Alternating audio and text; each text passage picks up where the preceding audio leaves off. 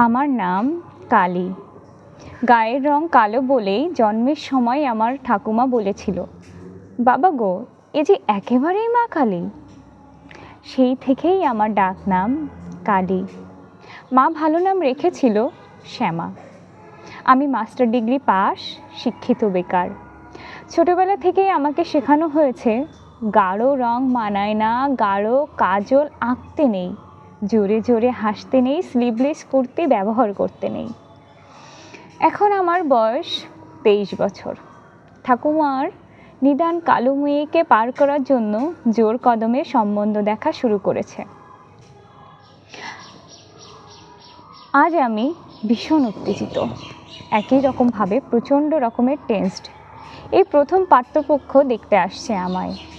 আমি চোখ ভরে কাজল দিয়েছি, কপালে ছোট্ট কালো টিপ পরেছি, হালকা লিপস্টিক আর আমার প্রিয় মেরুন শাড়িটা পরেছি।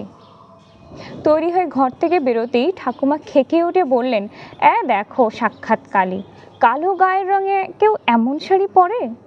অমন দুধে আলতা গায়ের রং যার মায়ের, মেয়ের কি করে এমন ছিঁড়ি হলো ভগবানই জানে। ও বৌমা, একটু এদিকে দেখো না।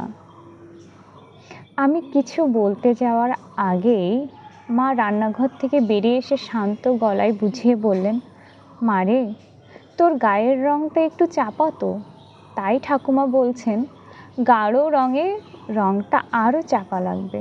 হালকা রঙের কিছু পর না, দেখ রং খুলবে। আমার চোখ ফেটে জল আসতে চাইল। আমি ঘরে চলে গেলাম। এইসব কথার মাঝেই ওনারা হৈ হৈ করে এসে পড়লেন। যথাসময়ে আমার ডাক পড়ল বসার ঘরে।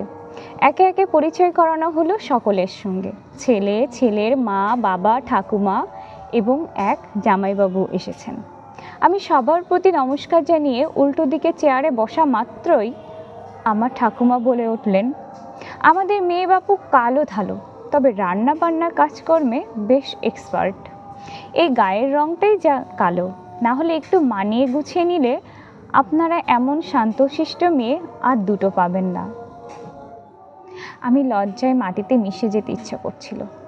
এমন সময় ছেলের ঠাকুমা পান চিবোতে চিবোতে বাবাকে বললেন, তা স্পষ্টই বলি বাবা, আমি তো গায়ের রং চাপা শুনেছিলাম, কিন্তু এতটা উজ্জ্বল শ্যামবর্ণ হবে ভাবতে পারিনি।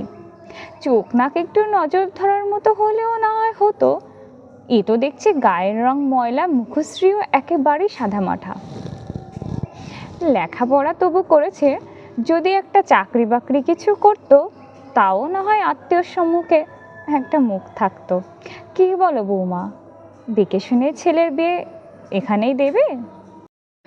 আমার পক্ষে আর বসে থাকাটা সম্ভব হলো না। সাটান দাঁড়িয়ে বললাম, মাপ করবেন, আমাকে আপনাদের অপছন্দ হতেই পারে। সকলকে সকলের যে পছন্দ হবে এমন কোনো কথা নেই, কিন্তু তার মাপকাঠি যদি গায়ের রং আর মুখশ্রী হয়, আমি সরাসরি বলছি আমি আপনাদেরকে বাতিল করছি।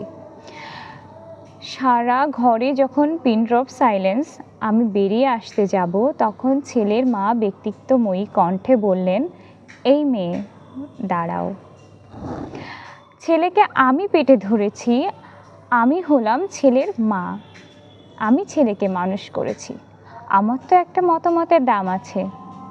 মা, বিয়ের সময় আপনি এবং বাবা আমার কালো গায়ের রঙের জন্য যথেষ্ট হেনস্থা করেছেন আমার বাবাকে। প্রচুর টাকা গহনা যৌতুক নিয়েছেন এটাকে ইস্যু করে। সারা জীবন আমাকে ছোট করেছেন লোক সম্মুখে। আমি মুখ চোরা ছিলাম, কিছু বলতে পারিনি, কিন্তু আমার ছেলের জন্য আমার এমন প্রতিবাদী মা কালীই দরকার। জানি আমার ছেলের অমত হবে না। আর আপনি তো রোজ সন্ধ্যায় ভক্তি ভরে গান গান, শ্যামা মা আমার কালো, তা এই শ্যামাতে আপত্তি কেন? সবচেয়ে বড় কথা হলো আপনার নাতিও যথেষ্ট কালো। শুনে আমার ঠাকুমা বললেন, ও তো ব্যাটা ছেলে, সোনার আংটি আবার বেঁকা। কি জানি বাপু, এত আদিক্ষেতা বিয়ের পর বজা থাকলেই ভালো। কোন সময় নীরবতা ভেঙে স্বয়ং পাত্র বলে উঠল, আরে থাকবে ঠাকুমা, থাকবে, সারা জীবন আদিক্ষেতা বজায় থাকবে। কি জানেন, আপনার নাতনিকে কলেজে যাওয়ার পথে রোজ দেখতাম, ওই কোমর ছাড়ানো এক পিঠ চুল আর বুদ্ধিদীপ্ত চোখ দুটি ছাড়া আর কাউকেই মনে ধরলো না যে সময় পাল্টেছে, রুচিগুলো বদলাতে হবে তো। জং ধরে গেল যে আদ্যিকালের ভাবনায়। দিন না আপনার নাতনিকে আমার হাতে তুলে। রং যদিও বেজায় কালো, আমি কিন্তু পাত্র ভালো। সবাই হো হো করে হেসে উঠল। সেই হাসিতে যোগ দিলাম আমিও।